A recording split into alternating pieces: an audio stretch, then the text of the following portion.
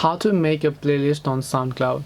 Hi everyone, welcome back to our channel. In today's video I will guide you through the steps on how you can make a playlist on SoundCloud, so make sure to watch the video till the very end. If you would like to make a playlist on SoundCloud, it is actually very simple to do so, because all you have to do is go ahead and then first of all just make sure to launch the SoundCloud application here. Once you launch the SoundCloud app, you will see this type of interface where you have to go to the library section from the bottom right to come to this page, and right here you'll be able to find this option called playlist. Just make sure to tap on it, and here you'll find create playlist option. All you have to do is tap on the create playlist option here and then just give this playlist a name. If you want to make this playlist public, you can also turn on the make public option, but I don't really want that, so I'll tap on make private.